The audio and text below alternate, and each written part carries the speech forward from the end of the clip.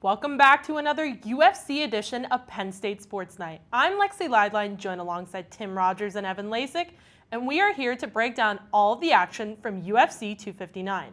The main card had 3 fights, the first between Petr Yan and Aljamain Sterling. The fight looked to be dominated by Yan, however, a knee to the head, deemed intentional by the referee, ended the fight, giving the official bantamweight title to Sterling and disqualifying Yan. Tim, what were your thoughts on that ending? I don't think there's any question that all of us were disappointed to see that. The problem is, I don't know if Jan's fully to blame. We watched the video back. They showed it on the pay-per-view. Jan's corner was telling him to throw. There was major miscommunication. And the only reason we actually understood that was actually because Khabib was there, and it was in Russian. There was a miscommunication. Maybe they were saying to throw a punch. Maybe they were telling him to throw the knee. We don't know. Besides that, if this rematch does happen, Jan's going to absolutely dominate. I don't think there's any question about that. Jan looked like the better competitor, the better fighter, and had the better game plan. Aljamain Sterling went in and just pressed him hard, tired himself out in round 1 and even round 2. He was gassed by round 3. If this fight happens, Aljamain Sterling, A, needs a bigger head because that was a bad head, and 2, he needs to have a better game plan. I agree with you completely. There's going to be a lot of miscommunication going on. The fight's going on. The adrenaline's going. You got this guy down there. You know you're beating him up. Sometimes you just can't control it. Maybe he knew that was a bad move. Maybe he didn't. All in all, I don't blame him for that hit. He's thinking, I want to win this fight. He was demolishing him the entire match, except for round 1. I'll give that one to Aljamain Sterling. But Petr Yan really just demolished him throughout the round 2, 3, and 4.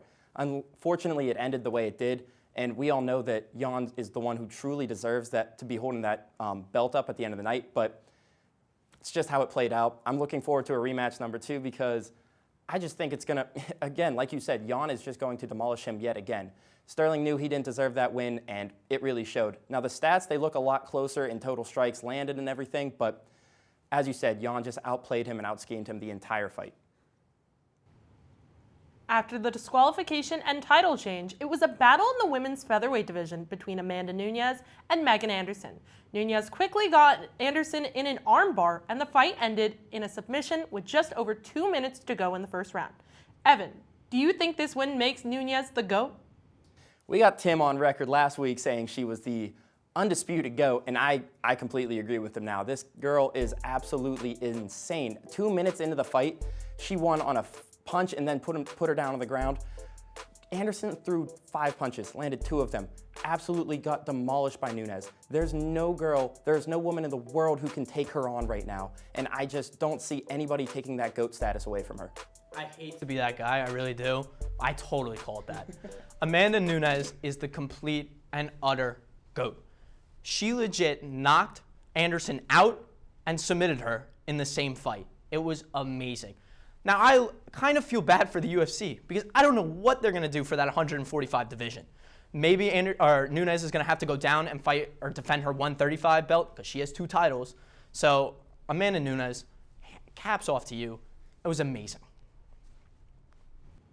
The final fight of the night was the main event between Jan Blachowicz and Israel Adesanya. After 5 long rounds and a unanimous decision, Blachowicz was named the winner. Tim, let's start with you. What are your biggest takeaways from the fight? I hate to say I'm disappointed in a fight that went 5 rounds, but I was. I mean, give all the credit to Jan Blachowicz. His game plan was perfect. He knew that he was going to tire out Izzy in the first 3 rounds and take him down in the last 2 and hold him down there. Those takedowns were crucial for Blachowicz, and he showed it, that the heavier guy was going to win the fight. However, Izzy wasn't Izzy. He didn't throw the kicks like he did, and he just played defense. You said it last week. Izzy's best defense is when he's all offense. There was no offense from Izzy, and we didn't see Izzy, again, be Izzy. Do I think he will dominate the middleweight division? Absolutely. But I think Jan, A, deserves some credit for his game planning, but B, he deserves a ton of respect because that was absolutely amazing. I completely agree with you. Blachowicz really just demolished Izzy the entire fight. Adesanya did nothing. It was not the regular Israel Adesanya that we're used to seeing in the lighter weights. Now, yes, Blachowicz had 20 pounds on him at weigh-in, and I guarantee he still had about 20 pounds on him at fight time. But you got to be able to keep your game plan going, and that's exactly what Jan did. The entire fight, he was able to keep Israel Adesanya backing up, he had 7 minutes of control time in the round 4 and 5, which ultimately gave him the win. Now, the significant strikes were kind of very similar, but it just looked like Blachowicz really did a lot more throughout that fight to kind of cement him in the win. All credit to him. He really planned for this fight. He gave Adesanya his first loss in the UFC, and I think that was fantastic on his part. Now, Adesanya, he's just going to bounce back from this. That's what he does. 20-1 is still nothing to him. He's still got 20 wins. He's still a fantastic fighter. And if he continues to fight in this division, then he's just going to get more and more used to this weight class and what he has to do to succeed in this one.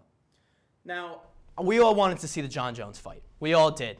I don't think it's going to be a reality now. However, the Robert Whittaker, Paulo Acosta fight is coming up. I'm excited to see Izzy fight the winner of that. Everybody's talking about how Costa was drunk before the fight, so he didn't show out. Whittaker only fought him once and got knocked out.